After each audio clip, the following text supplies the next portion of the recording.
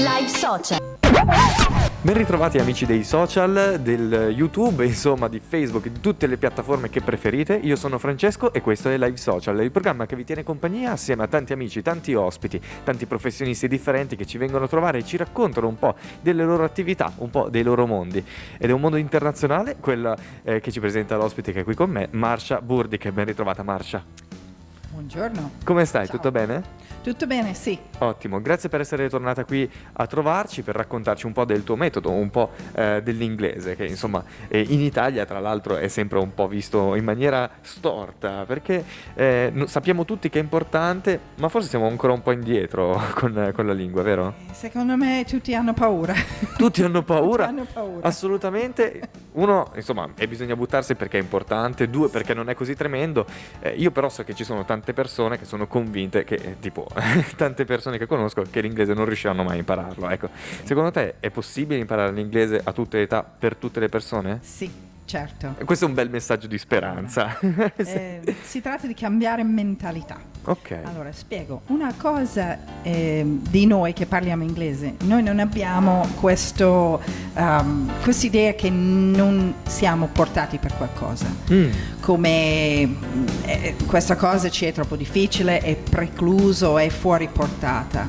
Noi piuttosto abbiamo l'abitudine di dire non mi viene naturale, oppure non sono bravo a fare questa cosa. Però la verità è che possiamo imparare tutto, ci sono modi, ci sono metodi, ed è per quello che bisogna sapere quando si inizia a parlare, quando si inizia a fare un corso, che bisogna programmare. Ok, quindi insomma è una cosa un po' italiana, se vogliamo, quella del dire vabbè senti non ce la faccio proprio, non è per me. È una cosa interessante questo, se Non vogliamo. lo so, però c'è nella lingua italiana questa forma di Beh. non essere portato per qualcosa e quindi mi è fuori portata. Mi è fuori Cioè, portata. non ci provo neanche. E invece insomma sicuramente poi cambiare un po' l'approccio cambia tutto, lo sappiamo questo. Questo sì. Anche un po' automotivarsi. Senti, tu hai riscontrato tante difficoltà da parte degli italiani con l'inglese per questo motivo, magari una volta che li hai convinti a sbloccarsi, li hai visti poi partire come treni? Ho visto persone che mi hanno guardato, prima lezione hanno detto io non sono bravo alle lingue, io non imparerò l'inglese, hanno passato 20 lezioni e non hanno imparato nulla. Urca. Ho visto persone invece che hanno detto io non sono brava, io non sono mai stata portata per questa cosa, e io gli dico calmati, facciamo una cosa alla volta, dimmi cosa vuoi imparare e andiamo in quella direzione. Poi passo per passo si sorprendono. Cioè, si tratta del metodo, dell'approccio, anche degli obiettivi chiari. Certo, quindi veramente tante soluzioni, no? Per cercare di, come si dice, approcciarsi a una lingua, raggiungere quei piccoli obiettivi che possono poi dare fiducia. Ecco, Sì. diventa poi ovviamente davvero tutto in discesa una volta che si supera quell'ostacolo. Sì, perché come con tutte le cose metti un obiettivo piccolo, lo raggiungi, un altro obiettivo piccolo, lo raggiungi anche quello.